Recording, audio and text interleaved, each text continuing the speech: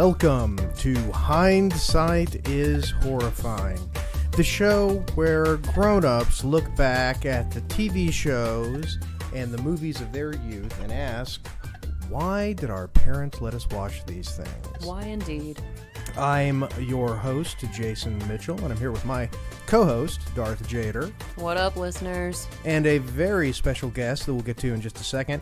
And on this episode, we are going to be discussing a show. Actually, I think I'm going to refer to this episode as the premiere of our new segment, Jason Phones It In.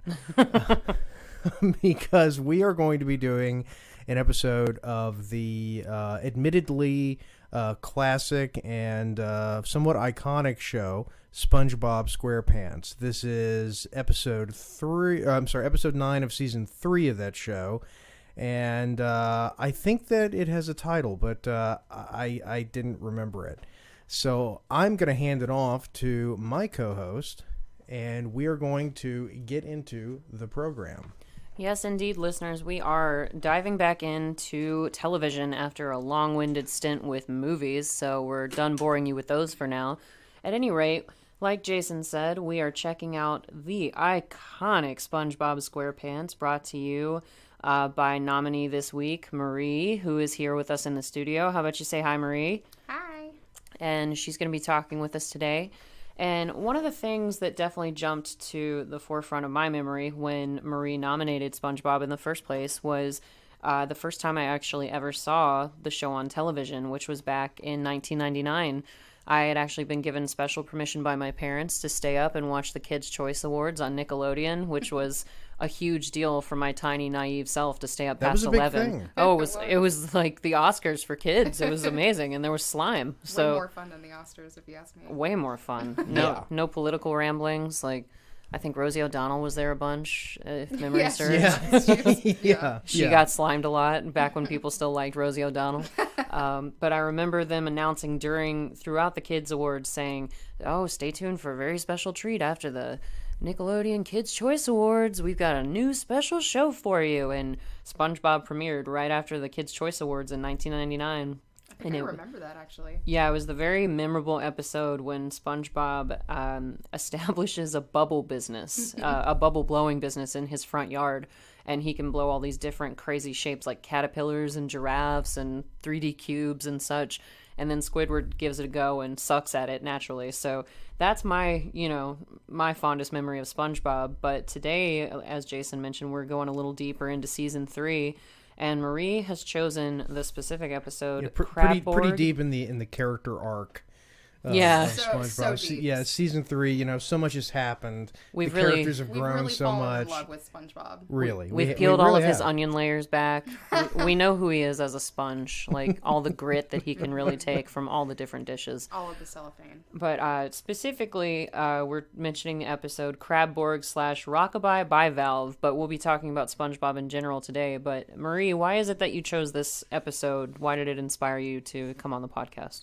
Crabborg was just kind of like a little extra, but Rockabye Bivalve was the biggest reason. Okay, yeah, because it's basically a married couple.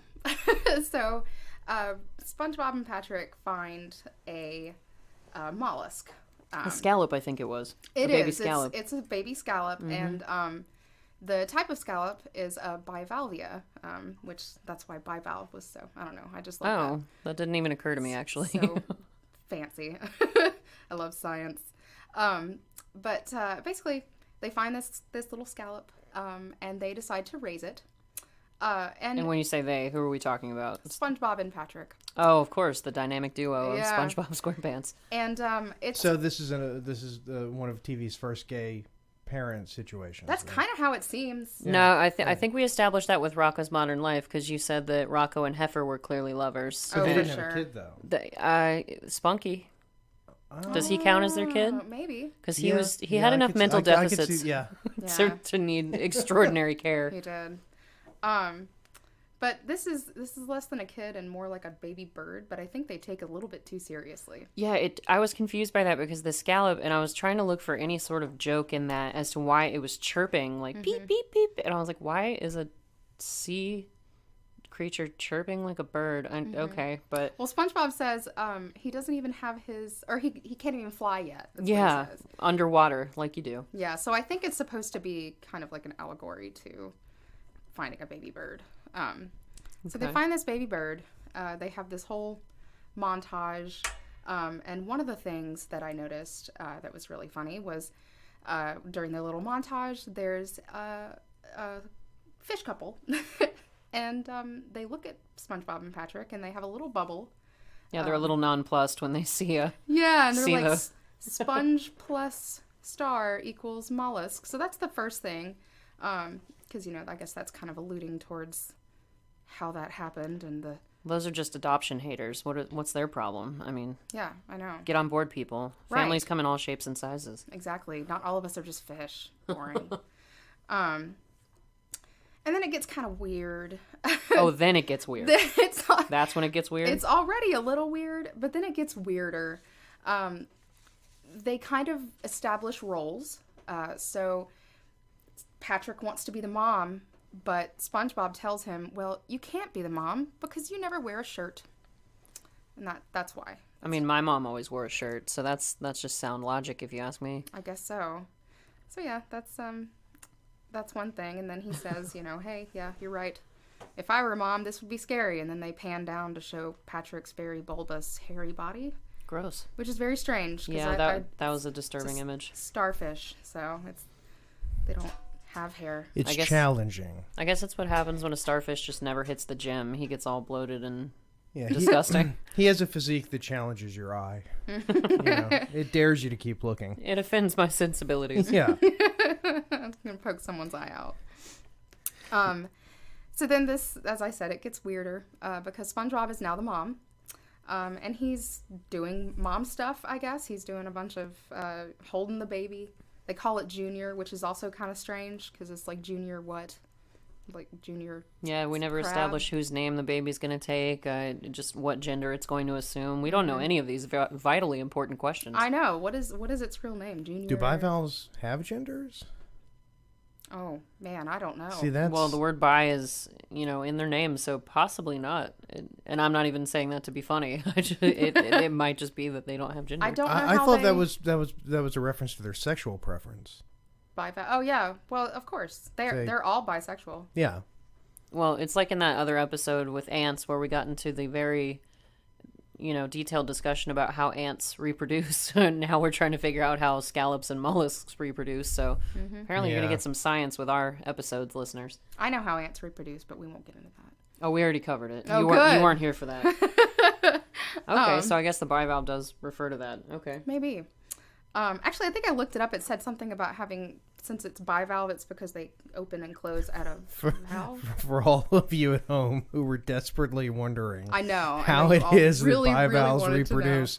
Okay, so SpongeBob. Let's go back a little bit, just for the people who maybe didn't watch it when they were younger, or or were like me, didn't like it. Old men who had aged out. Yeah. This is definitely an aged out sort of thing, which is fine. I mean, look, Rugrats, right? If Rugrats had come out 2 or 3 years later, I never would have watched it. As it is, I loved it. Makes sense. But SpongeBob, am I right? SpongeBob is sort of not a follow-on, but it's kind of the heir to Rocko, yes, right? It is. Tom Kenny, the star of SpongeBob, was actually the voice of Heffer on Rocko's Modern Life. And that guy's everywhere. Oh, literally. If you look up his IMDb, it's frightening how many voices he does just for individual shows. I mean, even on Rocko's Modern Life, he was about half the cast. So he's like 3/4 of the cast in SpongeBob. Yeah, but I mean, to be fair, I mean, what does he do? He sits in a chair behind a microphone and talks. I mean, what kind of jackasses do that? That's what I'm saying. It doesn't exactly take a lot of intelligence or skill or talent to do that, I'm going to pretend my feelings weren't hurt just then, Jason. No, so anyway, so Rocko goes off the air, and I'm guessing there's a few years hiatus. They develop this. Both Nickelodeon, right? Mm-hmm. Well, it was technically developed by a marine biologist who came up with the idea. His name is Steven No, Hillenburg. hang on a second, just so our listeners know. You're talking about a biologist who studies fish, not like an Arnold Schwarzenegger sort of person who just does biology. It's got to be somewhere in that vicinity, yes. Like, I think this guy actually went to college and has degrees on his wall. Okay. So all he right. studies the things that live in the ocean for a living. Are you saying that Marines don't? That's exactly what I'm saying. Oh my God! See, look, I'm not even touching that one. That's you. If Me and my bias against the Marines. I mean, I just insulted Japan. You know, We insult somebody with every single episode we have. Australia as a whole. I want to go with Rosie Liechtenstein O'Donnell. this episode. I want to You figure will out. insult. I'm gonna- figure out a way. Yeah, I'll think about it. I'll figure out some way of insulting Liechtenstein. Tell them that Heath Ledger sucks in A Knight's Tale because that was his name. Boris von Liechtenstein of Gaudeline or whatever it was. That's the only association I even have with the word Liechtenstein, so you're on your own, buddy. But to get back to the topic at hand, yeah, SpongeBob actually was developed by a real live scientific person named Steven Hillenburg. And who why? That makes it why sound like he a chose cyborg. a cellophane sponge instead of it's not a real sponge. He's square, and he even said that it was a cellophane sponge. Well, and that's something that he worried about when it came to the animation, apparently, because he was one of the showrunners. He had a lot to do with it even after it was created. He was worried that, especially with the name. So, what you were telling us before we got on to recording, Marie, what was the show originally supposed to be called? Sponge Boy Ahoy! Yes, which reminds me of delicious chocolate chip cookies. So Yeah, I'm it does glad. sound like a food, doesn't it? Spongy cookies. It sounds like a breakfast cereal or something. I don't know. I mean, I'd eat it. But Steven Hillenburg was apparently originally concerned with the animation of SpongeBob. He desperately wanted to keep the word sponge in his name because Sponge Boy Ahoy, or Sponge Boy, was actually a copyrighted name for a mop. So that's why they couldn't stick with Sponge Boy. And so he still wanted to keep Sponge in the name because with the animation, he was afraid that children would confuse SpongeBob with a block of cheese. Well, So yeah, because he looks like a block of cheese. He does. He really does. He does, but I mean, and this show defies logic in so many ways, shapes, and forms, but one of them couldn't be the fact that a block of cheese is living at the bottom of the ocean. Yeah. What about a squirrel? Well, she at least has the scuba suit with the But tank. still, and why? I don't know. Why does she live there? Isn't she on an exhibition? I don't Exhibition? even. I have no What's the word? excavation. Who knows? Exhibit. One of those X something words. Expedition. That's the word. Expedition. Okay, that's the one I said She hasn't really first. traveled very far. She's in Bikini Bottom. It's not very deep. Are we sure? Where is Bikini Bottom exactly? It sounds like you visited. It's off the coast of Somalia. Isn't it? Yeah. There's a little. How many cubic miles of seawater take up Bikini Bottom, Jason? I want all the science behind this. There's a little island, and if you visit it, then you can look under. They're actually very tiny. You think that they're not, but they're actually very small. That's deep. Not not really. actually No, really no, deep it at isn't. They're not that deep in the water, and it's not that deep of a storyline. So there I you know. go. But yeah. So with that being said, the marine biologist Hillenburg, he was apparently at the Orange County Marine Institute where he liked to draw, and that's where he came up with the original comic book, which was the inspiration for SpongeBob. It was called Intertidal Zone for the Institute, and or Intertidal Zone. Is it Apparently, tidal? that's what it says. But Interesting. and it starred an early version of SpongeBob, and apparently that's how a lot of these animated works end up happening. Is like with the Shrek episode, we mentioned how Chris Farley was originally supposed Right. to be Shrek, and Yeah. it takes years to evolve. So it actually started with an intelligent human being creating his own little comic book. So Yeah. that's the derivation of SpongeBob. Yeah. And actually, I'm not sure if you knew this, but the narrator for that comic book was Bob the Sponge. Bob the Sponge. Yeah, it was. That's just so meta. I know. But yeah, it was, and like Jason said, a lot of the writers, creator, and such came from Rocko's Modern Life, and they actually jumped ship, no pun intended, to work on SpongeBob SquarePants, and that's where all of that kind of melded together. Oh, that's interesting. So it wasn't the same production company. They actually left Rocko to go do this. I'm not really sure about the production company. I just know that a lot of the team members just wound up I don't know if it was just an evolutionary thing where Rocko wound down and SpongeBob was the next thing to work on. I think that's what it was, because Steven Hillenburg, I think somebody that was with Rocko said, hey, you could make this intertidal zone into an actual show. And, he was like, well, I really like Tom Kenny, so why don't I try that? And so I think that's kind of where it came from, because it was like, well, because Hillenburg worked on Rocko, I'm pretty sure. Okay. Yeah, as far as I can remember looking it up, I think it said something along the lines of he worked on Rocko, and he wanted to keep going and do other stuff, and so he kind of went ahead and did that with SpongeBob. Interesting. Yeah, I guess they would have had to have known each other somehow. So I didn't. I'm looking over and I'm seeing that we're on the next episode now. Yes, the bivalve. We're actually on the episode that Marie was discussing. Mm-hmm. We talked straight through the crab Borg. The crab Borg is kind of boring, so we can just go back to that and talk about one little thing that's funny about it. Well, and you see the stylistic similarities rather between Rocko and SpongeBob, because they're broken out in the same way. Mm-hmm. Rocko and SpongeBob both, one episode will be broken out into two different stories. Mm-hmm. So we talked straight through the first one, which was the crab Borg story, where SpongeBob is working at the Krusty Krab, where he makes his Krabby Patty burgers, and he is under the impression, because he watched a scary movie with robots taking over the world, and his cat/snail Gary is meowing at him in disdain, and he's like, Gary, I don't care if I watch a scary movie, it's fine. Meow. But then, the snail is meowing in disdain.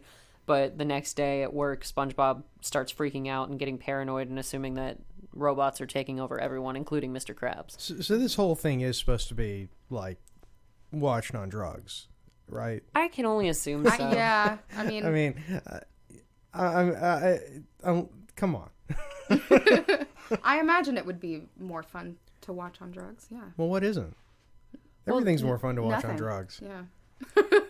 Well, it's funny when you think about the extremes of the animation and such, like, and how silly the storylines are, when the inspiration for SpongeBob apparently was kind of an amalgam of Jerry Lewis, Pee Wee Herman, and Stan Laurel of Laurel and Hardy. Yeah.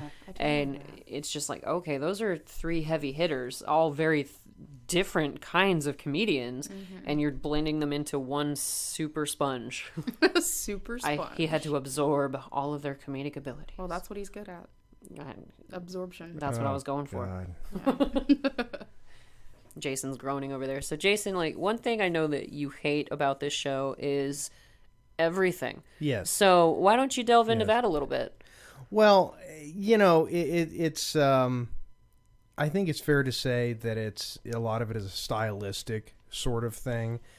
Not so much from an animation standpoint. I'm pretty wide open when it comes to animation styles, things like that. But it's just from a comedic standpoint, it's a little on the nose, if you know what I mean. The whole shtick of them being, they're underwater, so the ice cream has worms in it. Ha. Oh, the ice cream has worms in it because the bivalve likes worms. Yeah, Jason. Yeah, pay attention. Still not making me laugh. But it's sort of this show is sort of like we discussed, there is sort of the age factor into it. It depends on how old you were when you first saw it. Like lots of things. My best friend and I were having a conversation the other day. We were seriously wondering if, because we grew up loving Star Wars. And we grew up thinking, okay, if Star Wars, 1977, Episode 4 of Star Wars came out whenever I was 30, would I have even cared? Would I have gone to see it? Would I have liked it? And I think it's actually a pretty fair question. That a lot of the things that we love really depend on sort of the moment when they came into our lives. Oh, absolutely. Timing is everything when it comes to programming that you love. Right. Mm-hmm. I mean, I know people who are younger than me who love, the Star Wars prequels. Actually love them. Ooh. Really, I know. What communists? Well, they were little kids when they came out. and yeah, it was a big deal, and it was a very, you know, I hate them, but Yeah. I can. like any good true-blooded American. Well, yeah, I mean, I'm not a communist. No. But Like I think with SpongeBob, like it's just the comedy style just. It's a little over the top for sure. Well, it is, and it's sort of. I think I've also been. It's spoiled in retrospect because in the many years since SpongeBob has come out, you look at all of the really incredible comedic animated series that have been made since then, and they all just keep refining the formula. Now, are you talking about kids programming in general, or are you referring more to like the Bob's Burgers era, Rick and Morty? Like, what are we talking about? Yeah, because those are definitely not for children. No. Well, you know, see, but that's the weird thing is I don't really think of SpongeBob as a kid's show because everyone I know who likes it is a grown up. I don't know any kids who like it. Well, they are now because 1999 was 20 years ago. Well, no, I know, but that's my point. Everyone I know who likes it a lot is a grown up. I don't know any kids. My son doesn't like SpongeBob. His friends don't watch it. None of them like it. So the fan base to me is like it's like a grown up fan base, and so I just sort of think of it as a show that grown ups watch on Amazon Prime, like we're doing right now. And so I think if you just look at the way that comedy has developed. And honestly, even if we are talking about kid shows, look at the stuff that Nickelodeon produces nowadays. Look at stuff like Gravity Falls. I'm not familiar with that program. Yeah, I don't know what that is. Gravity Falls. But we don't have kids, so. Well, see, in this, I never would have watched it if I didn't have a kid. And it stars, oh God, Can you Kristen give us a Shaw. hint? Oh, okay. Kristen Shaw. How do you forget a name like that? Good Lord. I know. Linda Cardellini, a whole bunch of, well, not a whole bunch of, but several other really talented people. But it's a Nickelodeon cartoon that's basically Twin Peaks for children. Oh, you've mentioned this on prior episodes, actually, now that I think about it. Yeah, and it is absolutely fantastic. But the thing is, it's a kid's show with the timing and the beats and the comedic style. It's sort of like if you took something like Bob's Burgers really, if you took Bob's Burgers and took out anything that was offensive, you would end up with something like the comedy on Gravity Falls. I was about to say, you wind up with nothing. Yeah, Bob's Burgers is Incredibly. a beautiful poem of offensive and awesome things. I see. I don't think Bob's Burgers. I think in the beginning there was more. The past few seasons of Bob's Burgers, there hasn't really been.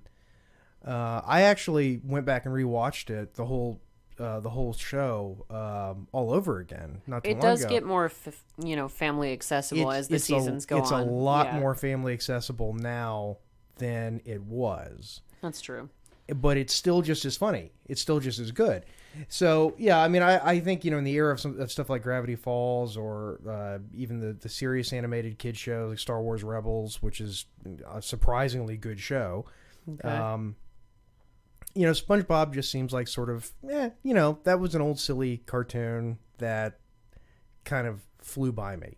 But it's never lagged in popularity. It even, going back to your thought about how you have to be heavily medicated or just on drugs in general to watch this show, there's actually a 2-season series that was on VH1 apparently called Illustrated, it ran in 2003 and 4.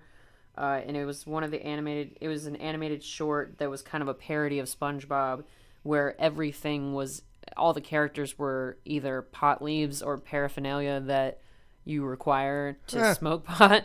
So, apparently somebody had the same idea, and they were like, this is what SpongeBob would be if it was all about drugs. Yeah, well, yeah, and like I said, I mean, it's like what Jeff Winger said on Community about religion. He said, religion is like Dane Cook. I don't want to have any part of it, but I wouldn't deny it to anybody else. Oh, man. I love that. That's a pretty sick burn. But is he even alive anymore, Dane Cook? I think he is. No, it's bad. He died. He's coming. He's coming to Atlanta either this year or next year. He's going back on tour. Yeah, I saw it on Facebook the other day.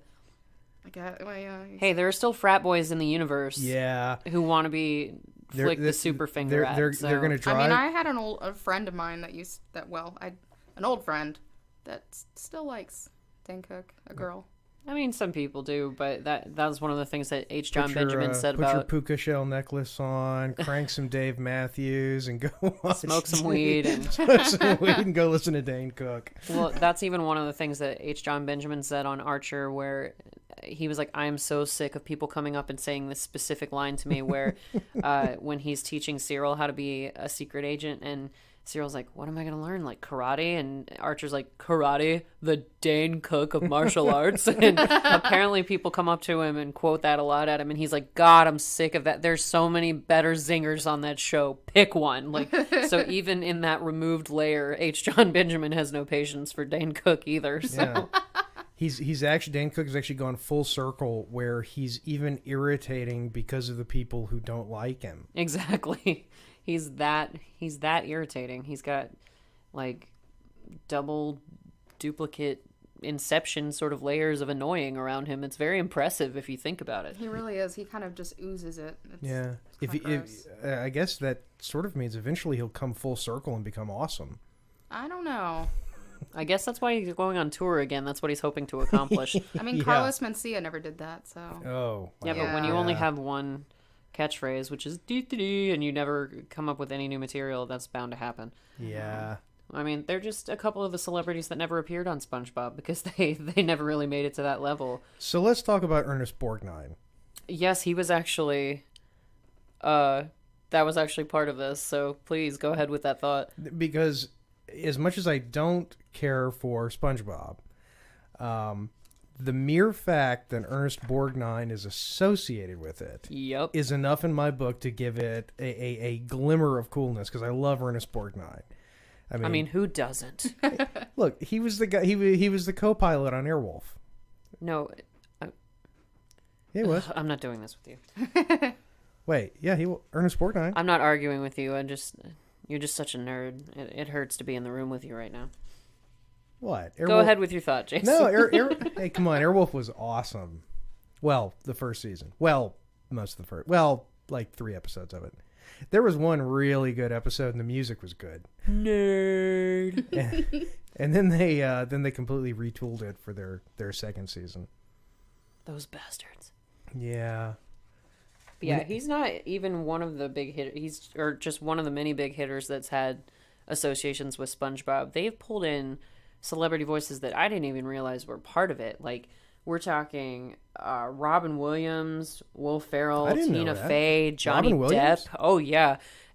Tons of celebrity. Because Hillenburg, the guy who came up with the show, he was very anti-celebrity when he was a showrunner. So all of this kind of evolved after he left the show, because he didn't stick with it through its lifespan. Which is why it started to get less good. I stopped watching after a certain amount of time. How long was it on the air? It's still on the air. They're still making episodes. They're still making new episodes? Making terrible episodes. They take hiatuses once in a while to make another crappy SpongeBob movie. And that's when they just sort of recycle episodes for a bit, but then they come back and make new ones. It's still on the air. Well, I mean, that's... I got to respect that, I mean, there are very, very few shows in America that do that, Venture Brothers, which most people who watch Venture Brothers think it was canceled, and it's actually still on the air. They still make new episodes of it. They do it very... I didn't know that, and I do like Venture Brothers. Yeah, it's actually still on the air. They still make new episodes, and that's the sort of thing that you see in British TV a lot, where you'll have a show that does get a very big following, and then they'll just sort of put it on simmer, where they won't cancel it, but they'll do things like that, like Red Dwarf. Take a little hiatus and then come back. Yeah, I think Red Dwarf does like 6 episodes every 2 years. What? Stop. Red Dwarf is still doing episodes? Red Dwarf is still on the air. The last season was 2017. What? Yep. I think the next show that's going to do that to us, or is currently doing that to us, is Rick and Morty, because that show got renewed for 7 more seasons after season 3, but they even say it at the end of one of the seasons where the Mr. Poopy Butthole guy is like, we'll see you in a couple more years, or whatever we come back. I'm gonna have a big old grandpa beard. I've heard, the rumor is on that the the production schedule for Rick and Morty will speed up. Ooh. Because apparently, and I don't know if this is true, but apparently... I was about to say, don't tease me, Jason. Right, Yeah. I need this. Well, apparently the delay, the big hiatus was caused by a bunch of stuff going on behind the scenes as far as getting new agreements set, and I think one of the EPs, the guy played Starburns, because if you notice on season 3, in the first 2 seasons of Rick and Morty, at the end of the show, they have all the vanity cards. Yeah. And they have the one where, it's a good show. Oh, yeah, because that's right, because you don't see that after a certain point. Yeah, it's not on series 3, yeah. Yeah. And you're right, it isn't. No, it went away after season 2, or during season 2. I can't remember exactly when, but yeah. So supposedly those issues have been cleaned up, and now everything is just set to make it just like a normal show. Interesting. So we'll see. But, I'm comfortable with that. If I can be guaranteed 7 more seasons... I'll wait patiently for them. I will totally wait patiently. For quality episodes as opposed to them having to follow a timeline where they're cranking out absolute garbage. Yeah. Mm-hmm. Because Rick and Morty, the kind of level of writing that's on that show is hard to... Oh, yeah. It's hard to compare to anything else. But, unlike with SpongeBob, where, I'm pretty sure they just throw a wet sock at a wall and let that write the episode. They get really stoned. They watch the pop parody and they're like, that'd be really cool. Let's do this. What if the sponge had a baby? Yeah, man. What if they had a baby? What if a little mollusk and they were like, whoa. Well, just the whole concept of the show is like, it's like this sponge and he lives in the ocean, right? And he makes burgers. It's awesome. He lives in Bikini Bottom and he works at the Krusty Krab. And he's got his stupid friend Patrick, who. All right, so this crab, Laura Palmer's murdered, and he's got to figure out who did it, and I don't know, man. I think that might be a different show, dude. But the show is still on the air, but they do, like we were saying, they take hiatuses every night, or they did to make the couple of different SpongeBob movies that they have, and. That going back to the highbrow celebrity names that we were talking about, like Johnny Depp, Robin Williams, Hillenburg didn't want anything to do with that, evidently, and he was like, we're not the celebrity crush type. That's not what we're doing. We're not the Simpsons." And even when they made one of the movies, one of the songwriters for the "Just a Kid" song, which I'm not familiar with, but it's in the movie, they apparently sort of envisioned Justin Timberlake being part of the soundtrack, and Hillenburg was like, "Absolutely not." And apparently he said exactly, "I don't like those commercial people." And he didn't want anything to do with Justin Timberlake or any big names. He's so highbrow. His characters dance around at Universal Studios, dude. Come on. Get your head out of your ass. I mean... Oh, no, that's so commercial. Now, excuse me, I have to go cash my big-ass check. Yeah, because I was at Universal in 2018 recently, this past summer, and they have a SpongeBob section. There's a whole SpongeBob store. You can go inside SpongeBob's little pineapple, and Gary's in there watching TV. Is that new? I don't know that it's new, but I haven't been to Universal in a really long time, so it may not be new. I mean, I went with my fiance in 4 years ago, I think, 3 years ago. Universal. So I don't remember that, but I would have totally been all over that. It must be new then. Yeah, they've also got the Simpsons Land now going on. So yeah, I was there for but that. I wonder what's going to happen with Simpsons Land because Disney bought all of Fox's TV assets. That's right. So I wonder if they might take a little trip and move into Disney World. Or Disney might just go, "No, we're not going to do anything with it, but y'all can keep it." I think you they can't need have to it do that either. because if they don't, they're going to have Simpsons stuff all over Disney World, and it's just going to be super dumbed down. Yeah, that Duff would be beer. awful. Duff water. And Krusty the Clown Duff scaring the hell out of beer. me. What I want is, since Disney bought Fox's stuff, I want them to put Bob's Burgers, like an actual Bob's Burgers. Oh, 100%. I I would go tomorrow if they built a Bob's Burgers Absolutely. land. Drop everything I'm doing. Yeah, All right. Am I the only person who, when you watch Bob's Burgers and you see the burger, does it look like it's probably a really, really good burger? Oh, no.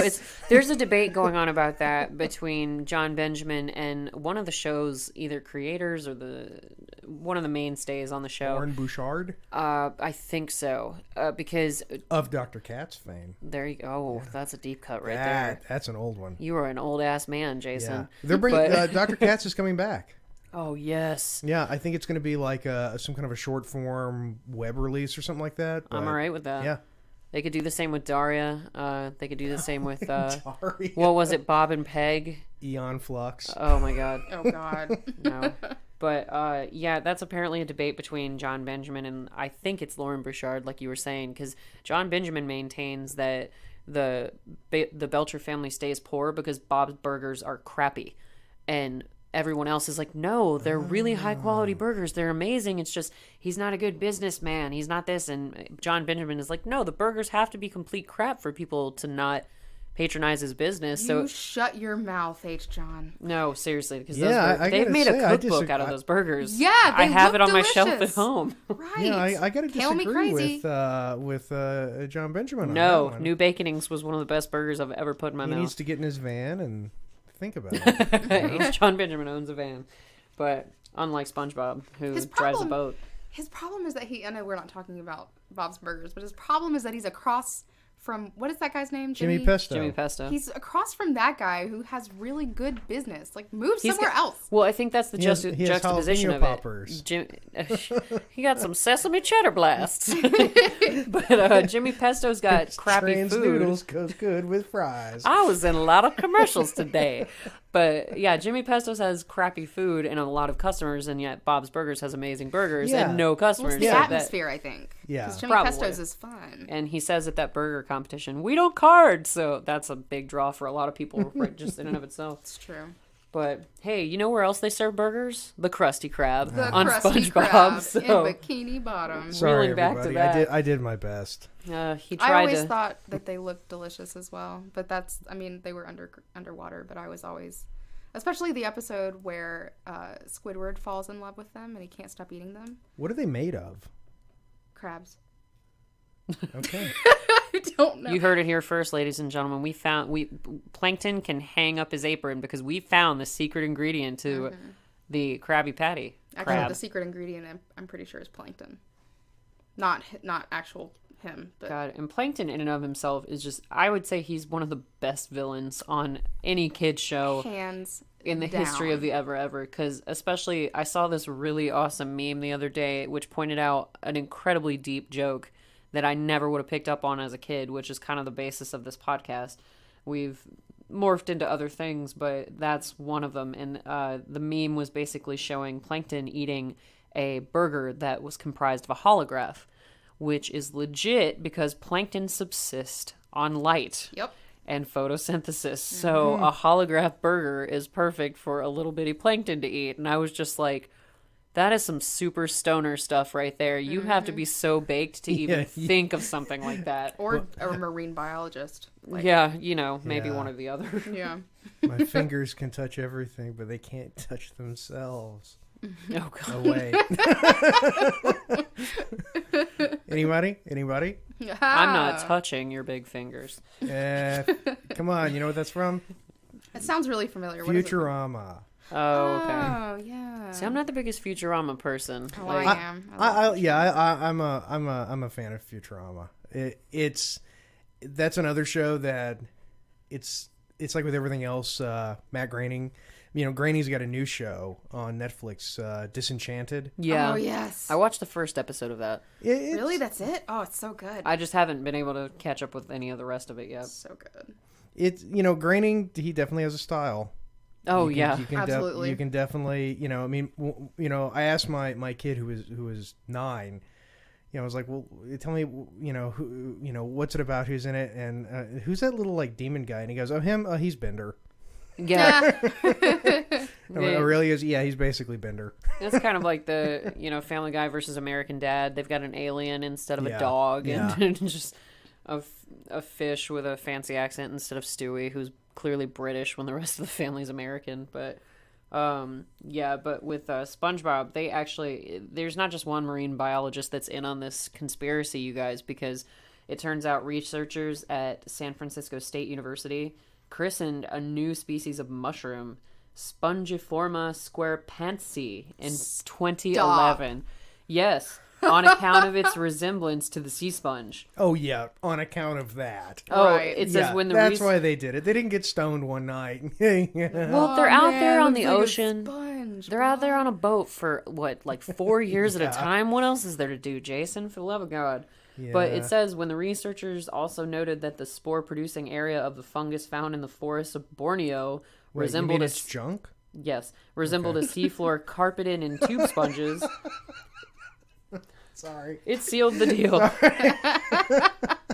That was a good side note, but I'm not going back to it. I refuse.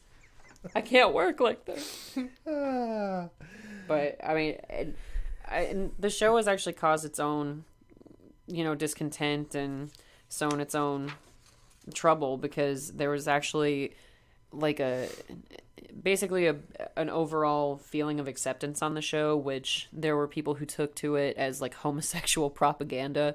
Which, if they were ever going to do that, it needed to be with Rocko's Modern Life, SpongeBob and Patrick. Seems like this one episode, it's getting close. I think you can read into a lot of stuff. It's sort of, you can shoot an arrow at the wall and then go pin a bullseye around it. And admittedly, I have not seen very much of SpongeBob, but I think any of the sort of conspiracy theories, hidden agenda sort of thing, I don't know. I'm very skeptical. Well, the show just, I don't know. Especially with some of the methods that they had behind the storylines, nobody was out to make anything political. Like, the show actually maintained that all the characters were asexual or just didn't have a sexual preference. And You're right, there's no dating at all. no, Never. like, you'd think that there would be when they start to introduce like Sandy and who's Mr. Krabs' daughter, because she's a whale, which Pearl. also makes no sense. Yeah. Makes about as much sense as SpongeBob having a mollusk for a baby. But there's Pearl, who's actually, she is the anchor woman on Family Guy. Oh, Diane. Yeah, Diane. Because what's the anchorman's name? Voiced by Seth MacFarlane. Tom and Diane. Yeah. It's like, you're a whore, Diane. Like, it goes back to those sort of Dan Aykroyd, oh, Jane, you ignorant slut. Yeah. But they definitely have some more grown-up talent on the show, because Pearl was from Family Guy, and Tom Kenny being in literally every show that's ever happened. Basically the Samuel L. Jackson of voiceovers, because Samuel L. Jackson. I thought that would make him the Steve Buscemi, because I thought Steve Buscemi was in more movies than any other person in the world. Was he? I think He's in a so. lot. He's so bizarre looking that I would think that I would notice. I think that's kind of the point, though. Like, they kind of dress him up and Just kind of put him off in the side, and it's like, there's Steve. yeah. Even if he's uncredited, I think he was one of the most worked actors in all of history, besides Jack Lemmon, wasn't it? Yeah, Jack Lemmon Lemmon. was in a ridiculous number. He was even in his own grave Yeah, with that Jack awesome Lemmon. anecdote Yeah. you told me about his gravestone. Well, he was from that generation, though, where you go back and look at those guys on IMDb, and they have like 300 credits. I do. Mm-hmm. Like Walter Matthau. Yeah, because they would just do day player stuff. They would be on, they would do an episode of a TV show, and then All My Children. and then the next day do another episode of a different TV show. Back when that was possible, and it took production a longer time to get things set up, whereas now, people expect an episode of something back after back. But you have to think, like, with voice actors, you can see how something like that is possible, because you show up, there's no hair and makeup, there's no blocking. You don't even really have to memorize the script. No, you can have it right in front of you. You can have it right there, yeah. And especially since everything's digital now, it doesn't cost the same to do a recording session. Oh, yeah. That it used to. Like, yeah. Because you used to have to be Johnny on the spot with your lines in the recording studio, even more so than in real life. But you're not wasting tape or anything, so Right. it's a lot more convenient these days. Yeah. But yeah, like, that's one of the things that I do admire about SpongeBob, is that there's actually kind of a Ray Bradbury influence to the writing.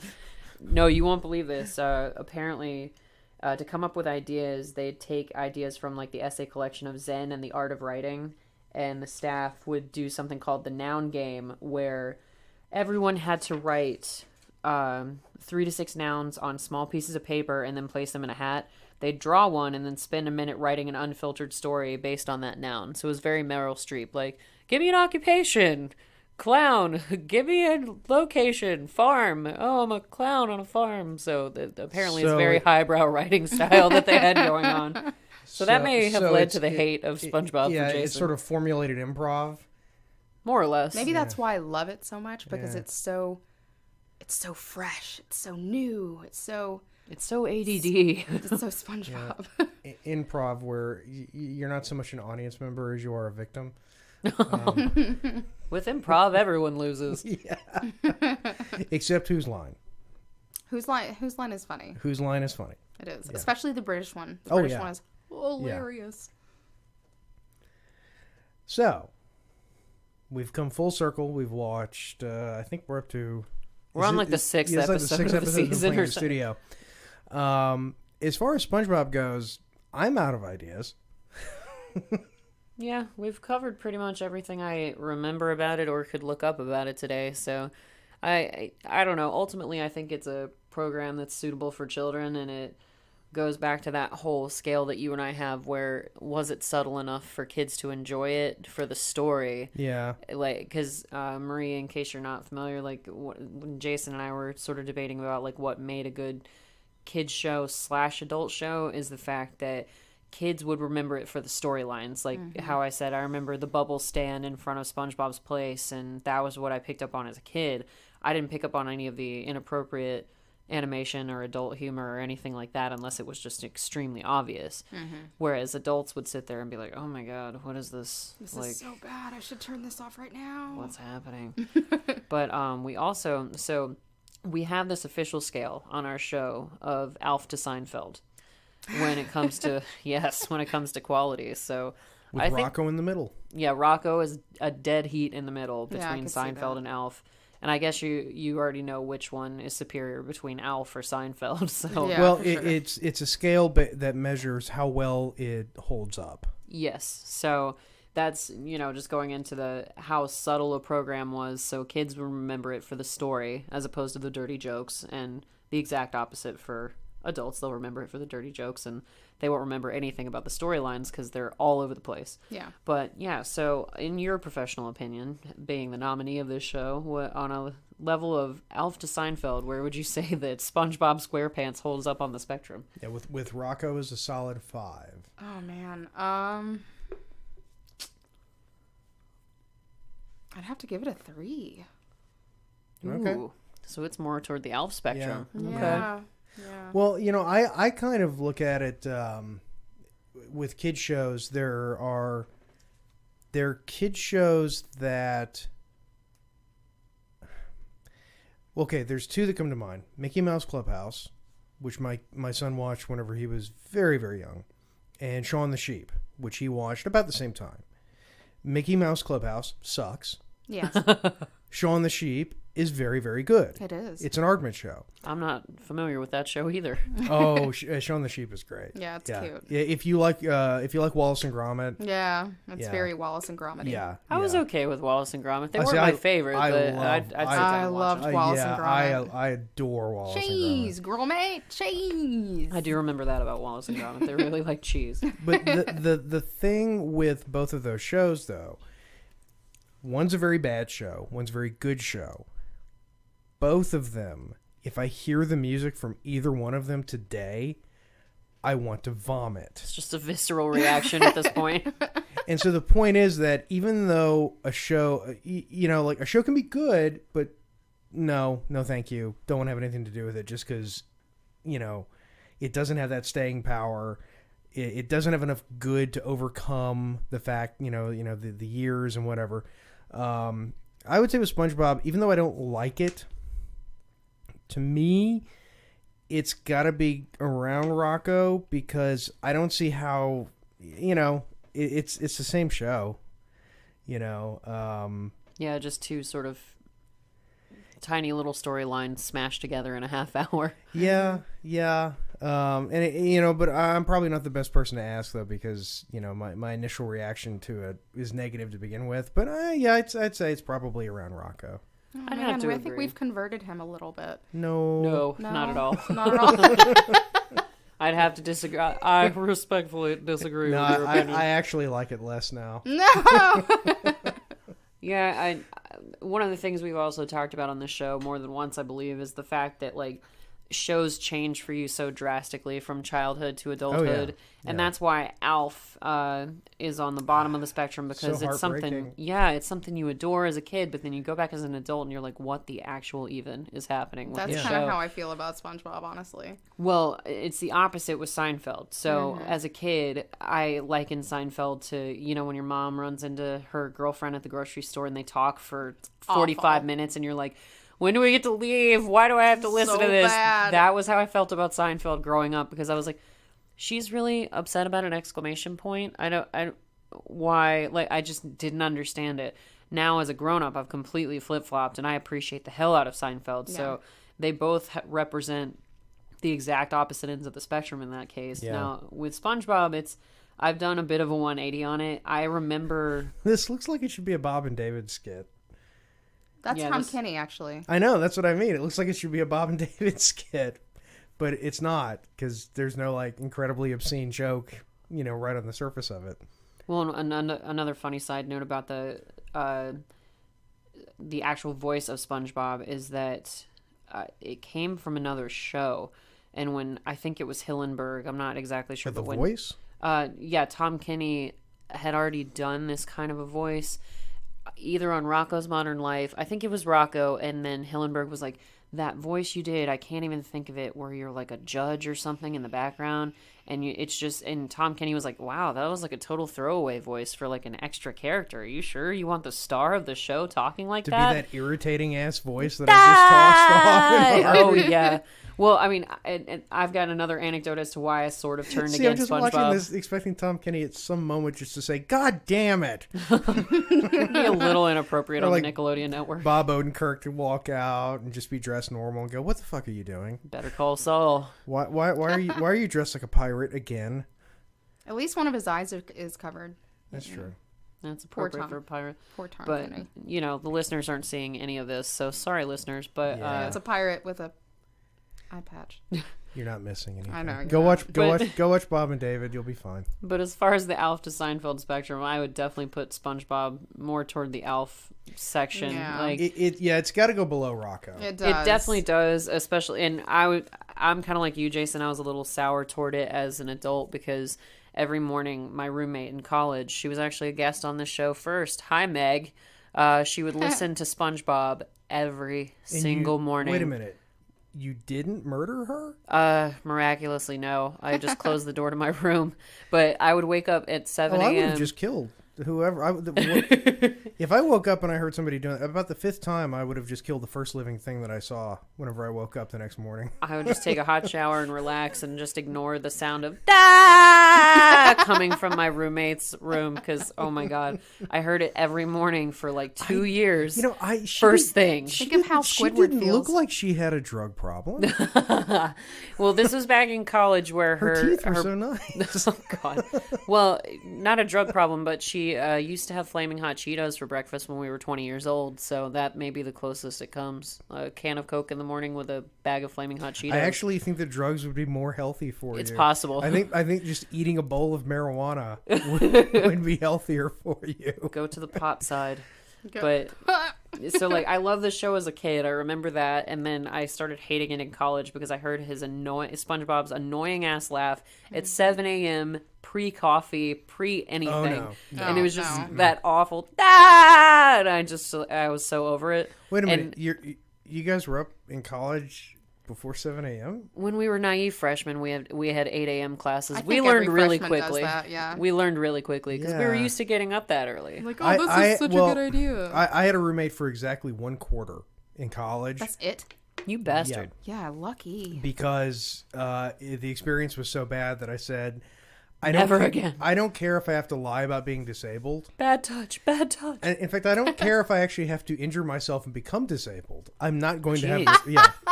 This was a guy. Jeez. No, seriously, this metal. guy. You know what his party piece was when I was trying to study? He would. He wore a gold chain. Like you do. Yeah, like you do. And he would take the gold chain. I am not kidding you.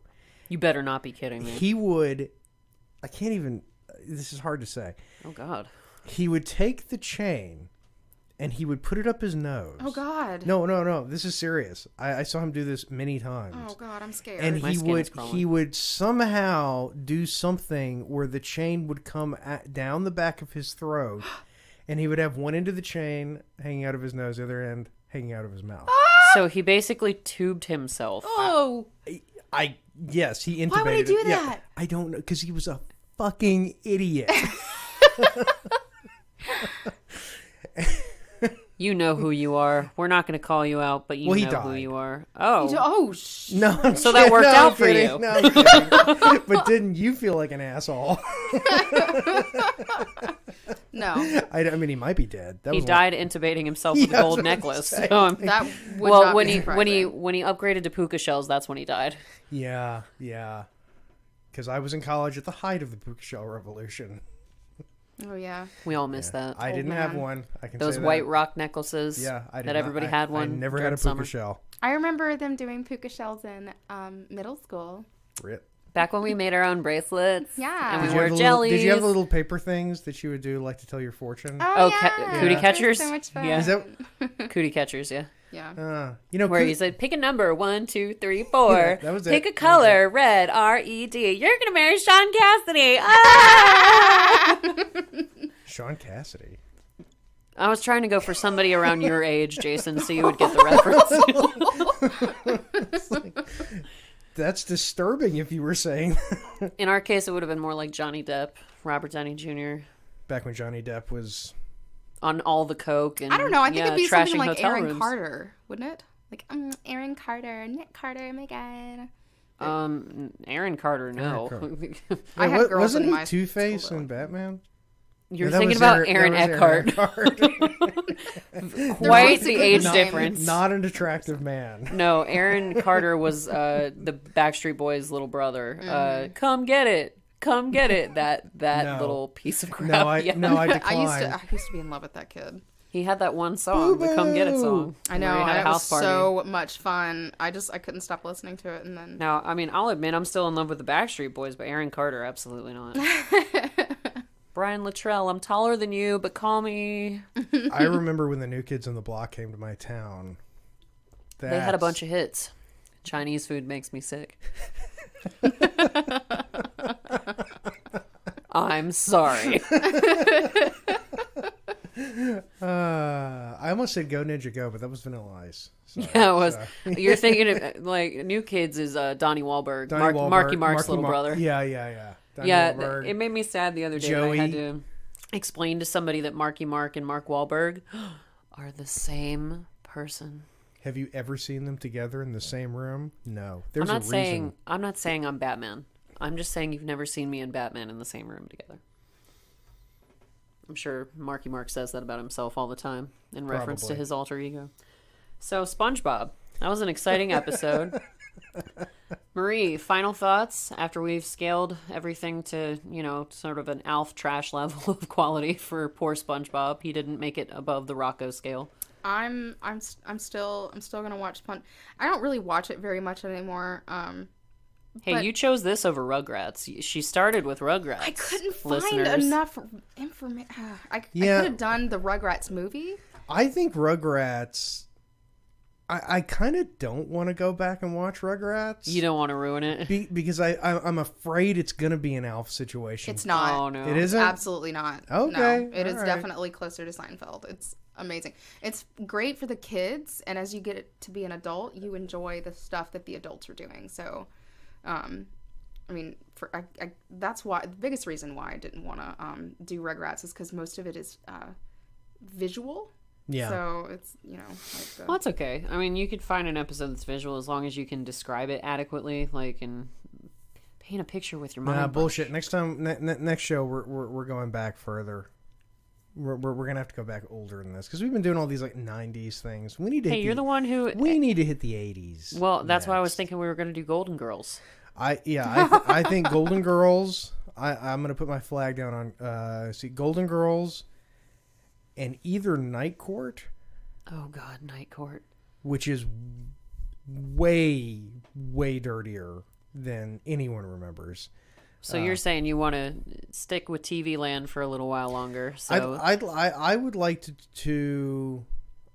do a couple of 80s shows, and then what I would really like to do is go back far enough to find something that is before both of our times. Oh my. Felix. Doctor Who? No, Felix for sure. Felix is quite dirty. Felix the cat? Mm-hmm. Oh, okay. Yeah. For a second, I was thinking Nick at Night, like Oscar and Felix from The Odd Couple, and I was like, why? Oh, Oscar. Felix. But anyway, so yeah, we're happy to take your suggestions. Yeah, we'll go back and think on what we want to do. Pull your own damn weight. Get off your asses and suggest something. I know we're hysterical and you love listening to us every week or making fun of us in your car. We're not really sure which. Well, either way, we're doing all the work. Yeah, so... This relationship it's one way so far. So as Aaron Carter would say, come get it. And you can come get it with suggestions at... What is our email, Jason? Hindsightishorrifying at gmail.com. No, not even... Whatever it is. I never get our information right. I'm going to let Jason take it from here. What is your email? My email is darthjader at hindsightishorrifying.com. Right.